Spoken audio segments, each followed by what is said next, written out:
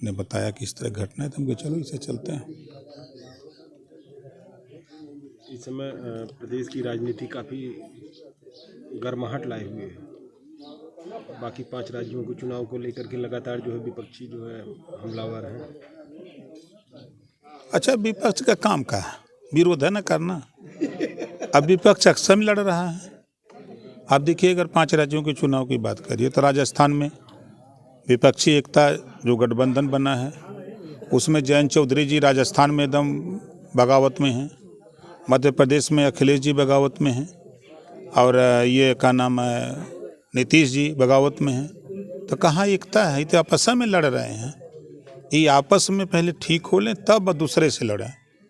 लड़ाई कहीं है नहीं, ये झूठा हवा बांध रहे हैं। अखिलेश यादव ने पीडीए का नाम ही बदल दिया।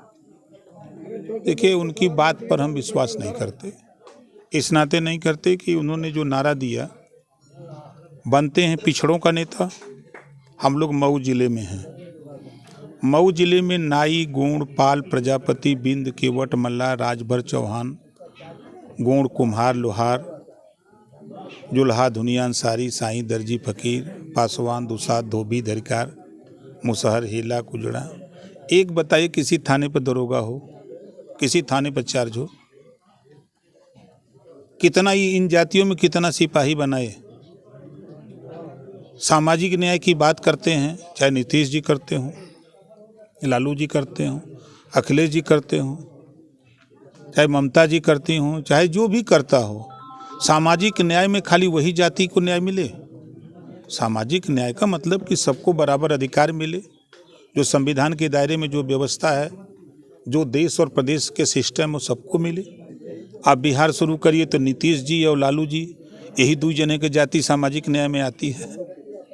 आप यहाँ यूपी में आइए तो बहुजन समाज पार्टी मायावती जी, और समाजवादी पार्टी अखिलेश जी, और कांग्रेस पार्टी राहुल जुनिया जी, यही लोग सामाजिक न्याय में आते हैं, और तो कोई आता नहीं है। तो ये लोग लंबे समय तक शासन कर चुके हैं, जनता इनसे ऊब चुकी है। उसका नतीजा है कि यूपी में बसपा 1 सीट किसी तरह जीत पाई, कांग्रेस 2 सीट जीत पाई, और समाजवादी पार्टी के साथ हम नहीं गए होते तो उसका क्या हाल होता वो विधाता ही जानते हैं। अखिलेश यादव अब सड़कों की बात कर रहे हैं। बेकार कर रहे हैं, कुछ मिलेगा नहीं। मूव हो गया दूसरी तरफ। भर और राजभर, इनको जो है कोर्ट ने सरकार को समय दिया है कि जल्द से जल्द 2 माह के अंदर जो है वो समिति बना करके इस पे जो है रिपोर्ट दे एससी में शामिल करने के लिए। देखिए, 11 मार्च 2022 को एक आदेश हुआ, जो आपने कहा 3 आदेश हुआ, फिर जुलाई में 22 जुलाई को एक आदेश हुआ है। पहले आदेश पर सरकार ने 17 जिलों का सर्वे कराया। मैं मिला, 8 महीने तक किसी को पता नहीं था। तो चूँकि बिरादरी में अलग अलग पार्टियों में बड़ियार बड़ियार नेता हैं, तो ये नेता लोग जब हम शुरू करते हैं तो पीछे लग जाते हैं। मैं माननीय मुख्यमंत्री से मिला और कहा कि हाई कोर्ट का आदेश है, इसका पालन हो। तो उन्होंने तुरंत जांच के लिए आदेश दे दिया। जांच हो गई। जांच के बाद वो शोध संस्थान को गया है। शोध संस्थान में वो जांच हो रही है, वहाँ भी परीक्षण हो रहा है। परीक्षण होकर ज्यों रिपोर्ट आएगी त्यों उत्तर प्रदेश सरकार केंद्र सरकार को भेज देगी। इतने काम है, कोर्ट का जो आदेश है इतना है। तो आपकी तरफ से क्या पहल की जा रही है? हमारी तरफ से बताए ना कि जांच के लिए आदेश मुख्यमंत्री से करा दिया। मुख्यमंत्री से मिलकर के बराबर उस पर, आपको शायद मैं दिखा दूं, हमारी मोबाइल गाड़ी में है, कोई भी पत्र अगर लिखा पढ़ी हो रही है शोध संस्थान से या समाज कल्याण विभाग से, तो उसमें सीधे सीधे है कि ओम प्रकाश राजभर के प्रार्थना पत्र पर पत्र संख्या इतना इतना इतने पर कार्रवाई यहाँ तक पहुँची है। ये हमको समय समय पर अवगत कराया जाता है शासन की तरफ से। अखिलेश यादव यूपी की 80 सीटों पर जीत का दावा कर रहे हैं। हमने कल यूट्यूब पर देखा, फोटो खिंचा रहे थे, खाली साइकिल यात्रा निकाल रहे हैं, पीडीए की साइकिल यात्रा। तो पीडीए की हवा निकाल रहे हैं, साइकिल यात्रा नहीं। हमने सोशल मीडिया पे देखा, पीछे हमको अंदाजा 50 लग्जरी गाड़ियाँ, और वो अकेले साइकिल चला रहे हैं और 4-6 लोग हैं और बेचारे पैदल सब दौड़ रहे हैं और दौड़ के सोच रहे हैं कि मिल जाए दाव तो साइकिलिया का हुआ निकाल के चल दें। आजम खान की यूनिवर्सिटी जो थी, जौहर यूनिवर्सिटी को लेकर के बड़ा फैसला आया है उसमें कब देखिए उसमें घोटाले हुए हैं, अब उसको नकारा नहीं जा सकता है। समाजवादी पार्टी की सरकार में जिस तरह का उनका जलवा था, उस जलवे का लाभ लिया है उन्होंने। तो लाभ लिया है तो कानूनी दायरे में फंसे हैं, जांच हुई है, ईडी ने जांच की है, जांच में दोषी पाए गए हैं। बिना किसी नियम कानून के सरकारी धन का बंदर बांट हुआ है। ये सब चीज़ें उजागर हुई हैं जो धीरे धीरे सामने आ रही हैं। तो जो गलत करेगा उसको तो सज़ा मिलेगी। कहा जा रहा है कि योगी आदित्यनाथ पे जब सरकार थी समाजवादी पार्टी की तो आजम खान ने ही उनको मरवाया था, इसीलिए बदला लिया जाए। नहीं, ऐसा कुछ नहीं। अतीक ने कहाँ मरवाया था? अतीक ने तो कुछ नहीं किया था।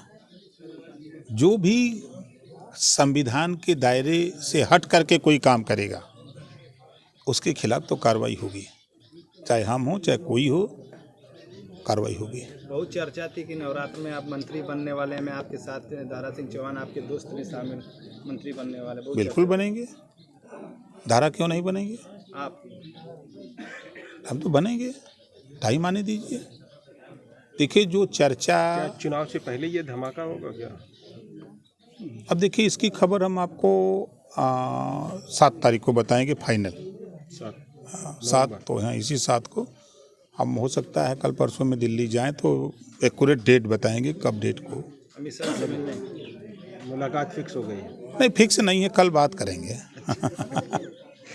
कल महीने की शुरुआत है ना। कल मतलब 7 तारीख को फाइनल हो जाए? नहीं, 7 को फाइनल नहीं, मतलब 7 तक हम आपको बता देंगे कि कब क्या होगा। अभी मंत्री बनना तय है?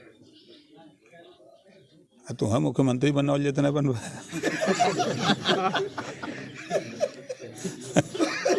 अभी हाल में केरल में धमाका हुआ, उसको लेकर के पूरे देश में राजनीति कर रहे हैं, क्या कुछ? नहीं, देखिए देश में आतंकवाद पूरे देश में नहीं पूरी दुनिया में है।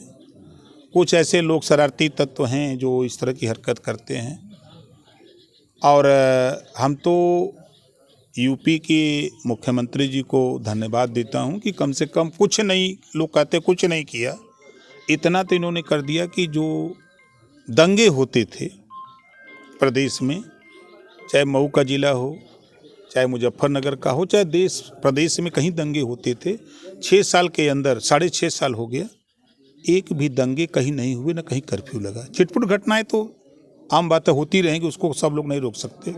पारिवारिक कलह में हत्याएं हो रही हैं, जमीन विवाद में परिवार में लड़ाई हो जा रही, हत्या हो रही, ये सब तो होते रहेंगे।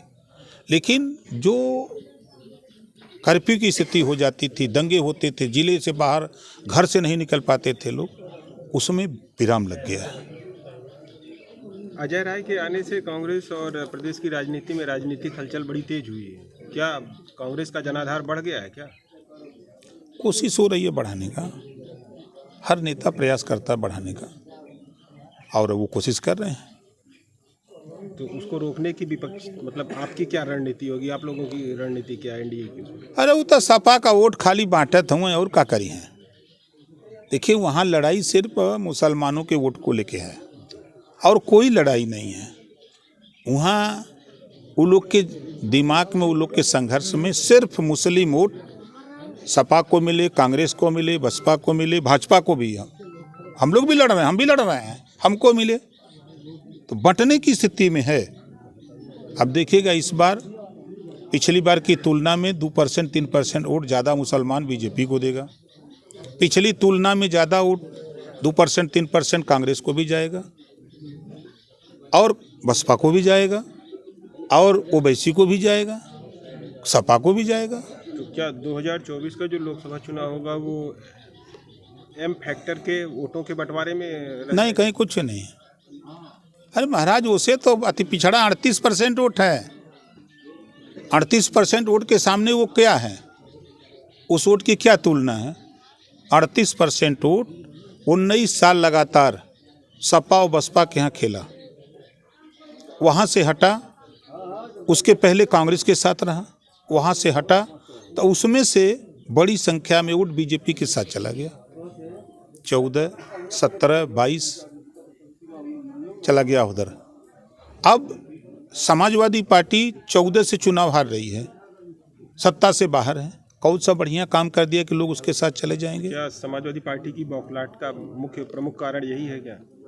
देखिए, समाजवादी पार्टी, अखिलेश यादव अपना आपा खो चुके हैं, लगातार बयानबाजी। देखिए वो दो चीज़ों से परेशान है। मुसलमान वोट उनका साथ छोड़ करके कांग्रेस या अलग अलग जगह जा रहा है, पहली बौखलाहट का कारण ये है। दूसरा उनका ये कारण है कि कल तक इकलौते पिछड़ों के नेता थे अखिलेश जी। अब पिछड़ों के नेता केशव मौर्य जी भी सीना ठोक रहे हैं, संजय निषाद जी भी सीना ठोक रहे हैं, अनुप्रिया पटेल जी भी ललकार रही हैं, और ओम प्रकाश राजभर तो पीछे पड़े ही हैं। असली लड़ाई तो अखिलेश ओम प्रकाश से की है। तो 24 में कितने सीटों पर आप लड़ने जा रहे हैं लोकसभा चुनाव? हम दिल्ली सरकार बनाओ क्या, एनडीए 80 सीट पर लड़ेगा, 80 सीट जिताने का प्रयास हम लोग करेंगे। आपको भी नहीं चाहिए? हम भी तो एनडीए में हैं। कितने सीट का दावा कर रहे हैं? 3%। 3%।